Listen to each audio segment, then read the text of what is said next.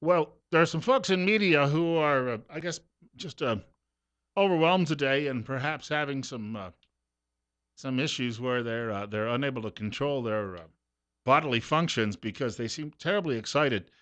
They believe Donald Trump has, as they like to say, they use the words "walked back" his calls for deporting illegal immigrants to the United States. Now, of course, I don't know why media favors that in the first place, unless, of course, they feel that nobody coming from another country is going to take their jobs anytime soon. Maybe not in the newspaper business, I suppose, but by gosh, you turn on most of these network newscasts any longer, and they're dominated by foreign people. There's a woman, I think it's Katie, I don't remember her last name, from BBC, and she's one of the main voices now on MSDNC's Morning Joe. And you turn over to CNN, and they all talk like Englishmen with a broomstick up their backsides. And you watch even some of these people now on Fox any longer, and you get somewhat of the same thing, albeit maybe not quite as much as you see on some of the other networks. So, yes, there are people out there who could take their jobs too, I suppose. I would imagine, though, that the feeling is people who are coming here from Mexico and Central America, as Donald Trump said, these are not their best.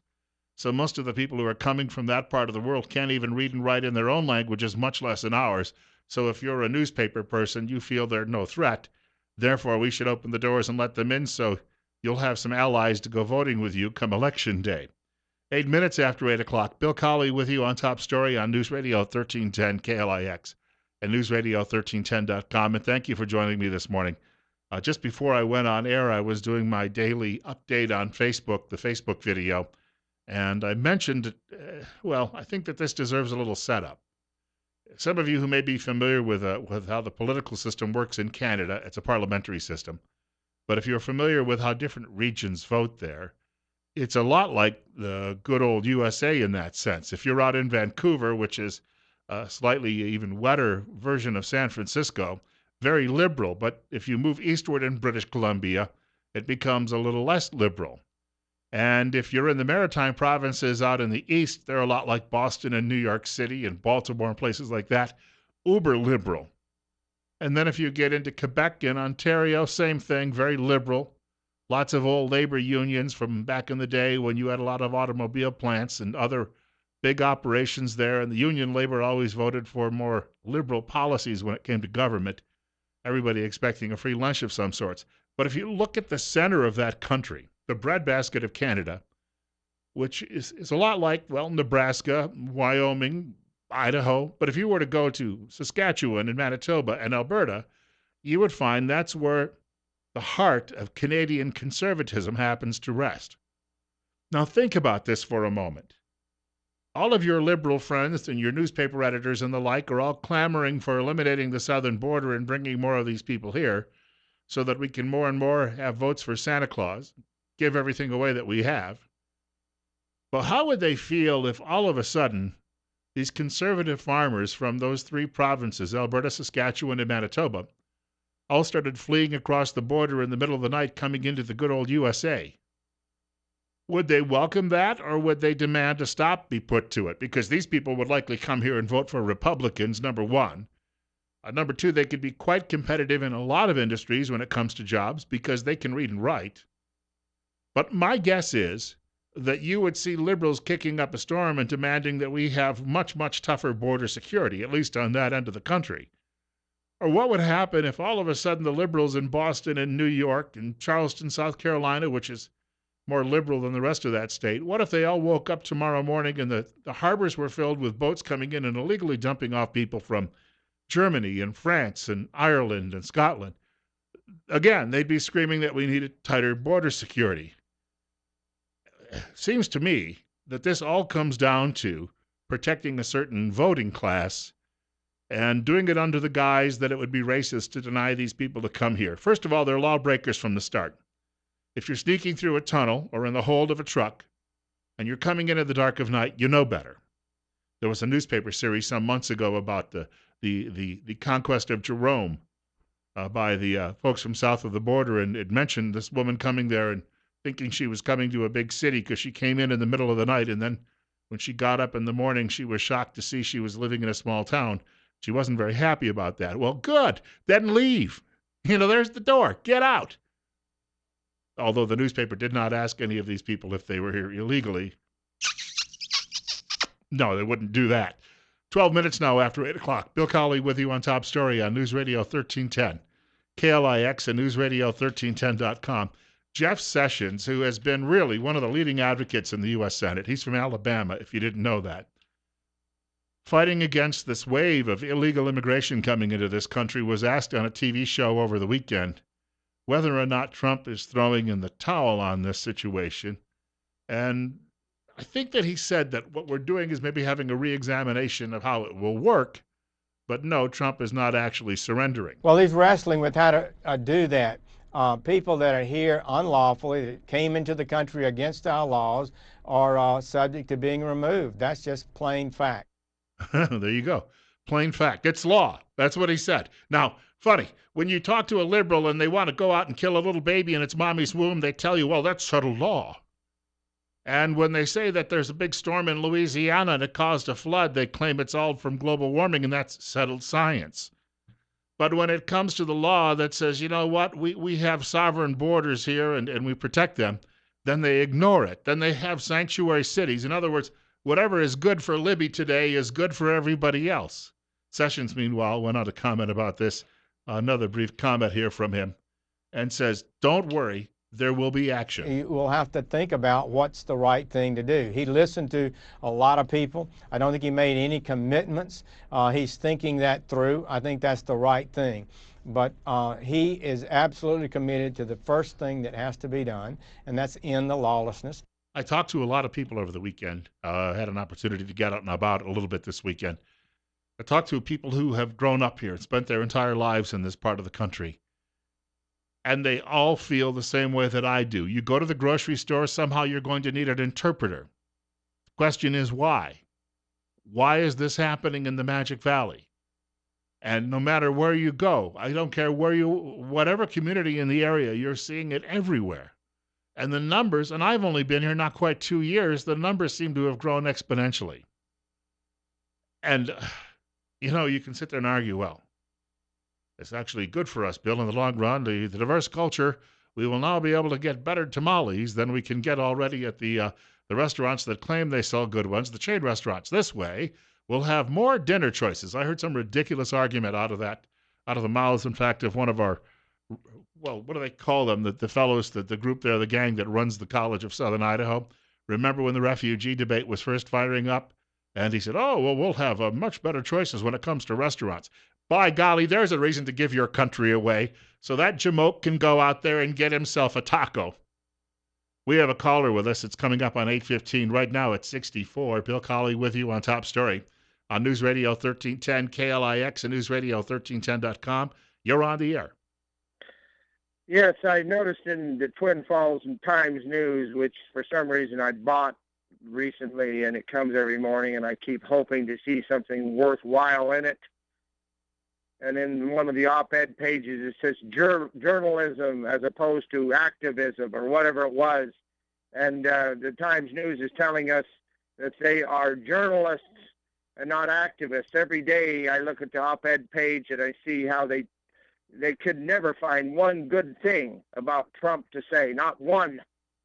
But they had on one of the pages the dilemma in New York City for the Muslims and how they are under the stress because one of the imams got killed or whatever happened there. Correct me if I'm wrong here, but, when they make us feel like those poor Muslims in New York City are in such a stressful situation. And I say to myself, what is going on right here in our valley is enough stress for the population we have, for what we've had happen. It is more than we should tolerate. You should have to put up with, considering the people that are doing this to us grew up here, have children that live here, have granddaughters that go to school here, and you say to yourself, what the hell are you thinking?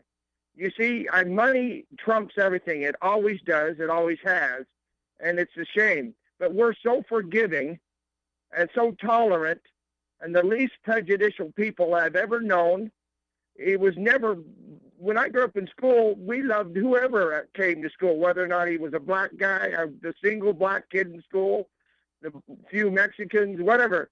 It was just the way it was. We didn't even understand prejudice until it was taught to us, and then we've been called prejudice for so long now, and to the point where you say, what will our children think? Thanks, Bill. Hey, thank you. Michael Barone, man well known in conservative circles, and writes for the Washington Examiner column today where he says, we often look at people and say they're victims, but we don't look at the bigger picture. We react emotionally. He cites the little boy that drowned and washed up on the beach, who was a refugee coming out of Turkey last year. And he said that's what drove German Chancellor Angela Merkel to open her borders and welcome 1 million migrants and refugees into her country. The result being a mammoth amount of sexual assaults and rapes going on in German cities being committed by these people, as well as a wave of terrorist attacks. Because they acted on emotion rather than acting on, and then they portrayed apparently everybody as a victim. Now, that little boy might still be alive if his family hadn't jumped on a boat and decided they were going to try to make a run for it. And this is what happens with us. Barone talks about his own youth when he was working as an intern in the city hall at Detroit, Michigan, and explains he was there during the 1967 riot, and everyone talked about these poor victims, and they had to have an outburst like this because they had to show the world how poorly they were being treated. But he points out there are a great many people who lived in those neighborhoods who had worked for 30 years to pay down their mortgages, got it done, and all of a sudden their homes were worth just a few $1,000s because nobody wanted to come into those neighborhoods anymore. They lost whatever equity they had because liberals encouraged the rioting to go on as a means of saying, well, you need to express yourselves. Once again, it shows you that these people operate only on emotions, and because they can't stand back and take a rational look. Now, when it comes to anybody in the media standing there and throwing stones at Breitbart or whoever else, well, Breitbart is a journal of opinion. It doesn't make any, you may not agree with it, but that's exactly what it is. This country was founded in the early days when they were talking about freedom of the press. They were talking about journals of opinion. This notion of a balanced and fair media is a relatively new thing. It came along in the beginning of the last century, and it dominated some of the century, but there's a great piece by Michael Goodwin at the New York Post talking about how the media has jumped the shark when it comes to its coverage of Trump. He says at least when he went to work as a young reporter in the 1960s at the New York Times, he said management tried to balance out some of the worst abuses of the liberal reporters by actually trying to hire a couple of conservatives to write editorials now and then. That doesn't even happen any longer. So yes, it's a little bit like the pot calling the kettle black. If you've got an op-ed page, you can't claim any innocence whatsoever when it comes to being a journal of opinion. 20 minutes after 8 o'clock. Bill Colley with you on Top Story at 63. Hey, Randy Staples, speaking of a journalist, a good one, by the way, will be joining us in about 30 minutes. I have to tell you that I'm speaking of people you meet from Idaho who really have some longtime roots here and are really the salt of the earth. I had an appearance on Saturday at the Last Stand Survival Shop in Jerome. A big turnout. I mean, when I got there was already a crowd, and it just kept growing. And they were open until 7 o'clock that night. I was only there a little under 3 hours, but I can tell you, it was impressive. And in the time I was there must have been at least 150 people who came through. People were double parked around the parking lot, for crying out loud. It was that busy. And I was talking to the folks who own the place, and they were mentioning that they had people who were there that day demonstrating just some of the great work they've done. And these are people who actually make custom firearms. Many of them are from here in Idaho. Now, I've been reading a lot about this movement toward more and more customization because, first of all, somebody comes in and they tell you what they want, what they're looking for.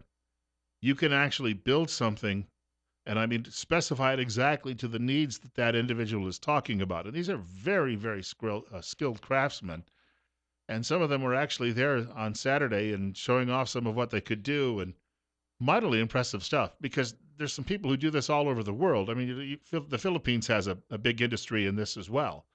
But people who can do that in the United States, and if you think about it, when it really comes to a lot of the technology we have with firearms, the United States has been the one place where that creativity has really flourished. And as I say, we had a wonderful time there, and their website is still under construction, but there's already a lot of material that you can see there, and I would recommend you take a look at that too. But it's like being a kid in a candy store walking around the shop the other day and seeing some of the wares that they had out on display. So glad to see a lot of you there too as well, and hope to get back there myself sometime soon and pay another visit. Bill Colley with you this morning on Top Story on News Radio 1310, KLIX and newsradio1310.com. There's a story in the Daily Caller today, and it might be worth a read if you get some time to take a look at it. And it's a story about a leaked memo comes out of the military, and it's about internal threats. I mean, the military is constantly trying to figure out who would be an internal threat. So they put together a presentation. It looks like they did a presentation for a seminar somewhere for perhaps some of the officers at least. And they have two rows of potential threats. People like Edward Snowden and Bradley Manning, who also ended up giving Snowden a lot of the details out of military files before he was actually caught and then eventually locked away. And they also have a photograph of Major Nadal Hassan, the fellow who went in and shot up a bunch of his fellow soldiers at Fort Hood. President Obama called it workplace violence, you may recall, and not jihad. But on the second row of pictures, they're talking about internal threats to the military would be people who are disgruntled. There's a photograph of General David Petraeus, who had a few of his a great general, but he had a few of his problems, obviously, as he was leaving the military. And then next to General Petraeus is a photograph of Hillary Rodham Clinton. I kid you not. She is considered an internal threat because of her handling of classified information. She is considered an internal threat by the people at the Pentagon. 827, Bill Colley with you on Top Story on News Radio 1310, KLIX and newsradio1310.com. I wanted to quickly tell you, the last time we had Dr. Christine Pickup in the studio was nearly a year ago. I've been telling you about her work ever since then. She's a doctor of audiology at Mount Harrison Audiology in Rupert. Well, Dr. Pickup is going to be joining us in studio again in a couple of weeks, and she's going to be taking your telephone calls about hearing issues. But in the meantime, would like to remind you, if you're like most people, you're used to thinking of hearing as something that happens in your ears, but in reality, it's what's going on between the ears that counts. The brain is exactly where sound becomes information, and your brain has to work harder to make this happen. When the sound signals from your ears are compromised, your brain has to work to fill in the gaps, and the extra effort can take a toll. Don't let your brain down. Take care of your hearing with the help of Mount Harrison Audiology. Call the office today. The telephone number is 312-0957. It's 8:28 now, and as I mentioned earlier, Randy Staples will be joining us just after the break at 8:40 this morning from the Idaho Weekly Briefing. There is a story that came out over the weekend, and I'd like to ask him a few questions about it. Two Republican state legislators, according to the story, may have been having an affair. They were both married at the time to other people. One of them happens to be getting divorced, and an angry former spouse is now going to a blogger and saying why her husband was engaged in this affair, that he was actually expensing many of the trysts, the time that they spent away, he and the girlfriend spent away from Idaho or from the Capitol.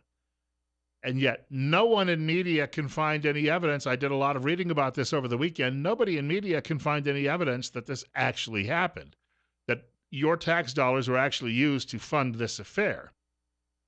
So then the question becomes, you had two consenting adults, and an affair is really an argument that should stay within the families. It's you may have hurt people you loved, but you didn't necessarily break any laws if you weren't using any tax dollars to fund whatever you were doing. So the question then becomes, are we all just being voyeurs who are looking at this because we find it a titillating story?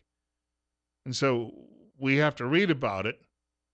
But on the other hand, if they were Democrats, would we even hear about this? I have a feeling that most people would say, well, we expect it from Democrats. But if they didn't misuse any funds, there's no story here. It's about personal, private business. More details coming up. Bill Colley with you on Top Story on News Radio 1310 KLIX. Some of you are old enough to remember that the United States used to have both air bases and naval bases in the Philippines in the central and western Pacific Ocean. You may recall this if you were around pre-Clinton era. That is, President Clinton. I hope we never have to say the first President Clinton, but President Clinton. He was behind the closure of both Subic and Clark bases. That was back in the early 1990s. But one time, though, those two bases had been two of the busiest in the world. Now, I bring this up because I wanted to reference something in this segment of the program. One of Hillary Clinton's minions was on TV yesterday, and they were claiming that Donald Trump is a tool of the Kremlin. That is, a tool of Russia and Vladimir Putin. Now, back in the Cold War, your liberal friends all liked the Russians because they were, at that time, they were commies and fellow travelers. Today, however, because Russia has moved in another direction, the Democrats are looking at it as being open season on Russia. And the latest is that we shouldn't be cozying up to Putin because his country may end up invading Ukraine. And they've been at a war of words ever since there was what you might call a bit of a peeing match between those two countries, going back to when Ukraine, as it turns out, actually shut down access, that is, road access to Russia's largest naval base, which happened to be sitting, down there on the Crimean Sea and the Russians, or Black Sea, and the Russians wanted to have steady use and access to it. And it makes you wonder, what would we have done if the Philippine government had suddenly stepped in and said, well, you can't use Clark and Subic, we're going to block off your access? Or what if the Japanese did that on Okinawa? Or what if the Cubans did that and they decided to seal off Guantanamo Bay? What would we do? Well, we've seen a little bit of what Mr. Obama would do. The Turks a couple of weeks ago cut off power to Incirlik Air Base, and Mr. Obama did nothing about it. But for the most part, your country, when Fort Sumter was fired upon, President Lincoln took decisive action. The Civil War got started. Well, that's extrapolate and say, well, that might be a little bit about what the Russians are involved with, despite media coverage, which, of course, is to make the Democrats look good in this country and to make Donald Trump look bad for obvious reasons from the media's perspective. And then a couple of weeks ago, there was a story out that said Putin had banned evangelizing among Christians in his country. But he did that in order to bolster his church, that is, the Russian Orthodox Church. In other words, he's eliminating some of its competition. Why did he do that? Well, because prior to the Russian Revolution, before the communists took over, the church played a huge role in Russian life and in its culture. And we were talking about our own porous southern border earlier in this program. Well, think about it. When it comes to the Russians, if you look at their southern border, all of the countries lined up against them generally have names ending in Stan. And they're Islamic republics. Well, okay, so why is he trying to bolster the Russian Orthodox Church as protection against those people along his southern border, many times who've launched attacks within his country against his people as part of their jihad? So there are obvious arguments you could make to explain why he behaves the way he does. And is it really valuable? Would it be worth it starting World War III and throwing nuclear bombs around to protect Ukraine? I don't think so. I don't think it's in the United States' best interests. And I think that with China trying to now extort and blackmail good parts of Asia, you might find a better ally in Mr. Putin. But the Democrats, at the moment, have suddenly picked up the mantle and saber-rattling and trying to revive the Cold War, apparently because there's no longer any Politburo that they can admire. 8:37, Bill Colley with you on Top Story on News Radio 1310. KLIX and newsradio1310.com. There is a story actually by a columnist named George David Banks at Washington Examiner today, and it reads, Trump's instincts are correct on Russia. And it says, even if Russia does a joint naval exercise with China, in the long run, the Chinese are already making rumblings about threatening some Russian territory, Vladivostok, as well as some Russian territory around Mongolia. And if that keeps up, Vladimir Putin may make a wonderful, wonderful ally, and he certainly would in the war on terror. There's no doubt about that. We've got a break shortly. Randy Staples will join us from Idaho Weekly Briefing on the other side. And if I could just mention again, I had a great time Saturday when I was at the grand opening of the Last Stand Survival Shop in Jerome at 18 Butte Drive. We had an opportunity to meet a great many people there who And they're not just talking about firearm safety and protecting your home and your property and your family, but they're also talking at length and in great deal about ways that you can prepare. Because as I said last week, your grandparents, all of them were preppers and survivalists. It gets a bad name by some people in mainstream media today, but that's how we conquered a continent in this country. People were always prepared. So I'd like to recommend that you drop by and take a look at what they've got around the shop. And I think you'll be mightily impressed. And you could become a regular customer and pick up a lot of things you could then go back home and share with your own neighbors about how you could then best get by in a serious crisis if one ever happens to come along. 20 minutes now until 9 o'clock. Bill Colley with you on Top Story on News Radio 1310, KLIX, and NewsRadio1310.com. Randy Staples from Idaho Weekly Briefing is on the way in just a few minutes. And then another full hour of the show. In the second hour, I've got to talk to you a little bit about President Obama's bathroom laws and what his latest effort is there. Do you think that he'd feel okay if some grubby old guy like me went in and sat down on the potty next to Malia and Sasha? Hey, girls! I